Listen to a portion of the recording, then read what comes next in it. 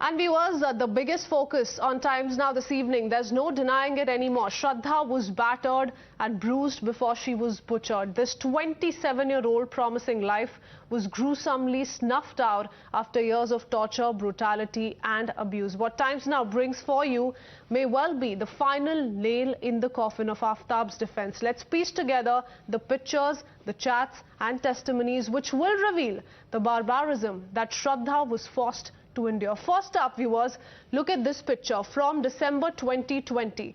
Cuts and bruises crisscross Shraddha's face. This picture of a battered woman is just a glimpse of how Aaftab terrorized her. And if we talk about these pictures itself, let me go across to Karan, who is also the former manager of Shraddha. Mr. Karan, thank you so much for taking out your time and speaking to us here on Times Now. We've taken our viewers through some of the chats that we've accessed that took place between you and Shraddha. First up, take us through the timeline of those chats. What is it that you knew about Shraddha's life back in 2020 or 2021?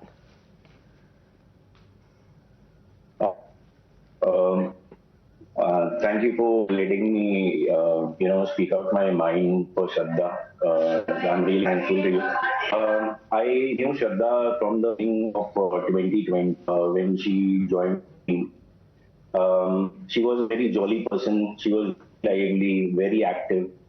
But as time passed by, she became very violent and could make out that something was not going right. She did not open front of me at the beginning. But in the month of November in 2020, when things went out of hand and she was beaten up very badly by Aaftab, he gave me a picture of her face, wherein you could see the bruise under her eye, and there were red marks on her neck, and that's when I came to know that she was beaten up. I immediately contacted her, so she told me that this is another thing that this kind of a had happened. Ongoing thing that she was going through. She never told me that was in relationship. She always called him hubby, like she was my woman.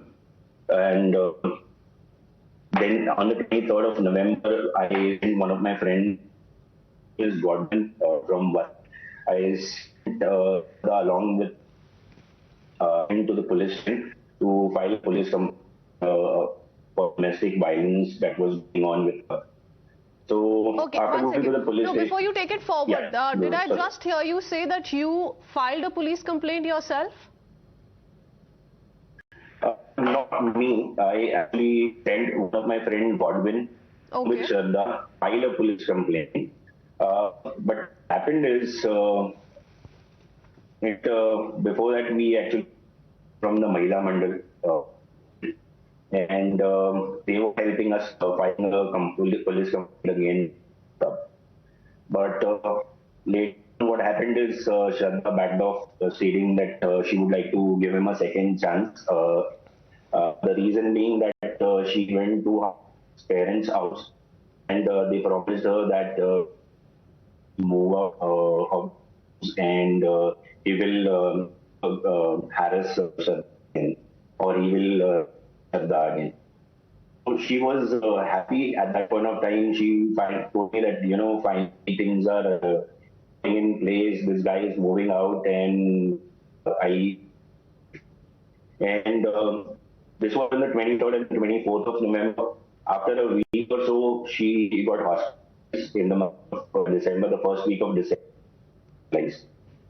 complaining about the spinal injury and the neck injury because of kind of beating that Okay.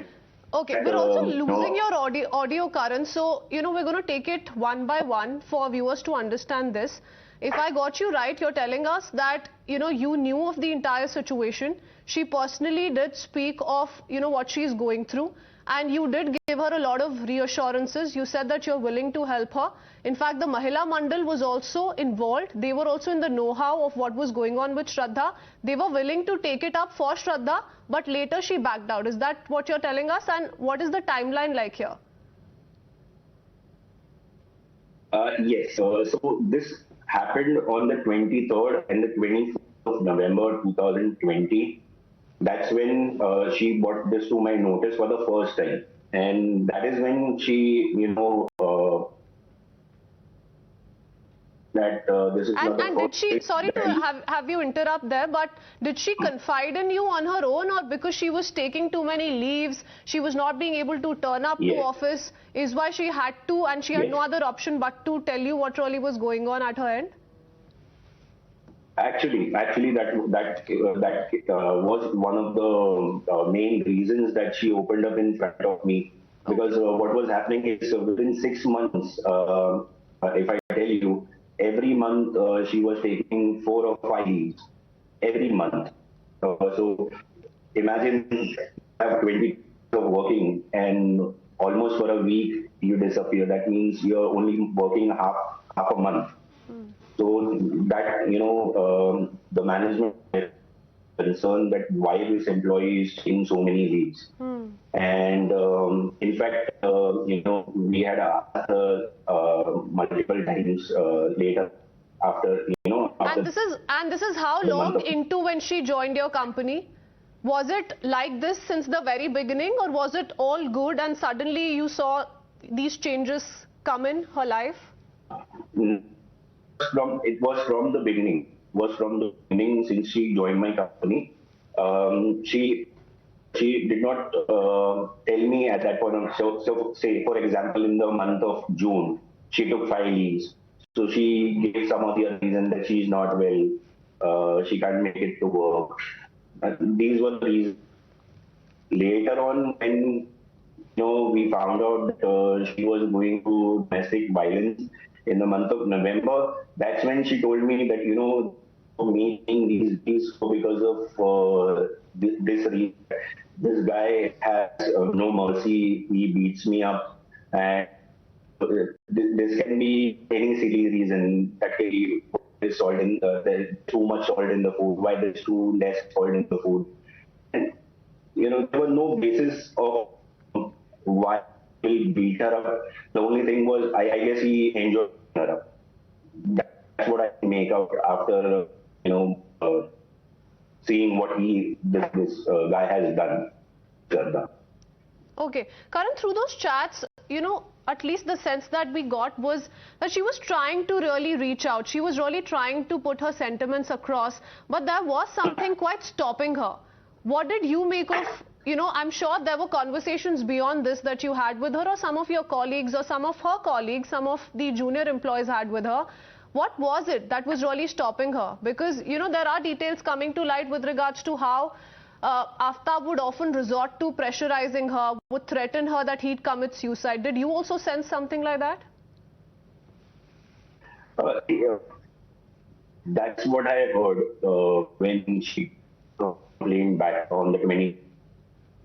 So she, as Godwin, my friend, he was with her the entire day. He took her to the hospital, treatment, and the police, and then called the Mahila Mandal to help her.